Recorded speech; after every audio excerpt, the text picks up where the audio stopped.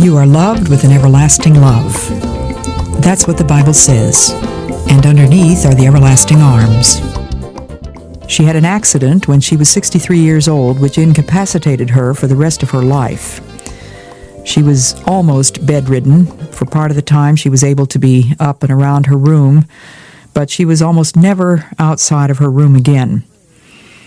One of her prayers for years had been that the Lord would spare her ever becoming a burden to other people, that He would give her health as long as she was useful, and then take her speedily.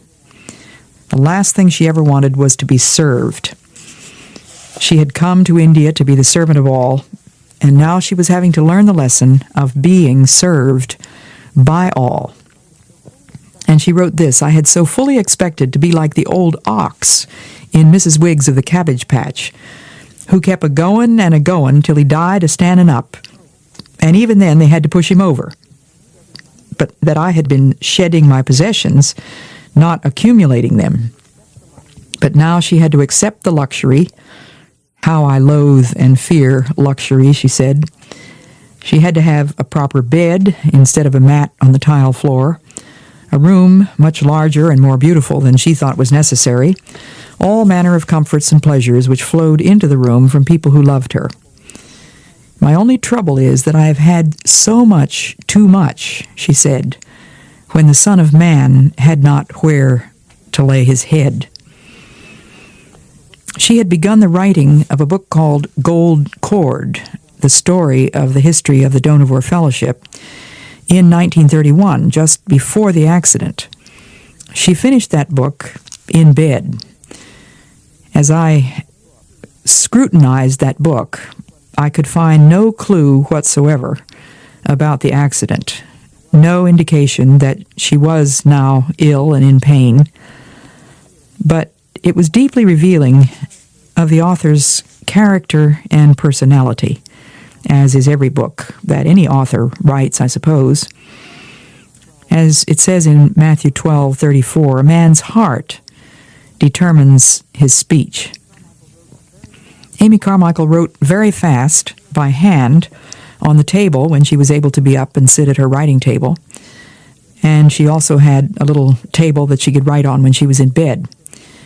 She very seldom rewrote very much. These details interest me greatly, of course. I'm always interested in the method by which a writer writes. She managed to keep up with all sorts of writing in bed in addition to the books that she wrote. I think she wrote more than half of her 40 books during those last 20 years of illness. So surely that would point to the sovereignty of God in the mystery of her pain. God knew that if she had continued to be the mother of that large family, with all that that entailed, it would have been impossible for her to write the books, which were to go around the world and last much longer than she did. And I, for one, am very grateful that God arranged it in such a way that she was able to write those books. In addition to books, she would write long letters for the Dohnavur family, some of them sort of official letters for the guidance of the leadership. She was still considered the leader of the Dohnavur Fellowship, and yet there were others who, of course, had taken the responsibility. And so she would spell out for them the reasons for the principles and the rules which had been laid down during the years previously.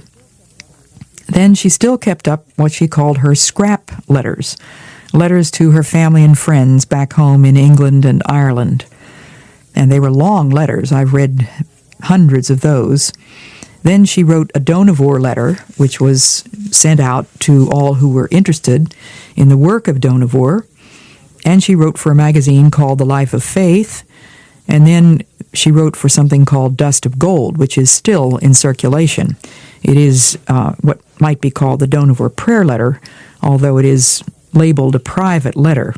Those who are interested in knowing about the work of Dohnavur Fellowship and reading about it receive Dust of Gold.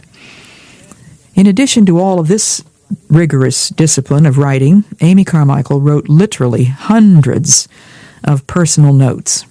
I have seen hundreds of those, too. I'm sure she must have written thousands. Some of them were on the tiniest scraps of tissue paper. Nothing was ever wasted in Dohnavur. They ran the whole show certainly on the thinnest shoestring that I've ever heard of. And to this day, they still do hand weaving. They hand husk the rice. They cook on primitive wood-fired stoves. They wash diapers by hand. The women who take care of the babies are the same women who actually wash the diapers and fix the formulas. So the Lord's money is certainly not wasted or spent casually by the people at Dohnavur. But she would write these tiny little personal notes to her children including Indian women, adult women who were caring for those children, European workers from Scandinavian countries and Switzerland and Germany, England, Ireland, Scotland, Australia. She remembered birthdays. She remembered particular difficulties that a child might be facing, and she would write tiny little notes of encouragement to them. She wrote weekly letters to candidates who had been accepted for the Dohnavur Fellowship, and she wrote dozens of letters to one particular candidate, the one whom I mentioned a few days ago as being engaged to a man who was already working in Dohnavur. And for various reasons, she was unable to come out to India as soon as she'd expected to do. And this is one of the notes that Amma wrote to this girl who was then 19. "Dear, perhaps comrade-to-be," it began. There were expressions of warm welcome, followed by straight-from-the-shoulder words about the matter of marriage before language learning. "We do not find that we can lower our threshold." There was a rule, of course, that no one was to get married until they had learned the language. "We've seen the weakness that follows making things easy and not soldierly. The battle to which we are committed is so terrific that only the tried and proven will stand. All others will give way and break at the moment of crisis. Soldiers don't ask for ease or expect it." Ill health then delayed this girl's sailing. Amy sympathized with her in the anguish of separation from her husband-to-be. Once in a while, she would actually send the girl a snapshot of Jack. And she wrote, "B, darling, I love him more every month, and more desire him for you and you for him. He is one of the knightliest men I ever met. Every thought is knightly. He is one in whom a woman's love may safely rest, as a bird in its nest." She wrote of his progress in the language, Tamil, of his literary touch, and she closed the letter with, "Now, with you in my arms, goodbye. Blessings on you, precious child, your own Amma," using the intimate term for mother in the Tamil language. She had not met this girl, remember, but she speaks of holding her in her arms. And in another letter to B, she wrote, "To his strength, to his tenderness, I commit you both. You are warriors. And when did warriors ask for an easy time, or no wounds, or no heartbreaks? But he healeth the broken in heart, and bindeth up the wounds." Goodbye, dear child, his trusted one, his tested one, his beloved one.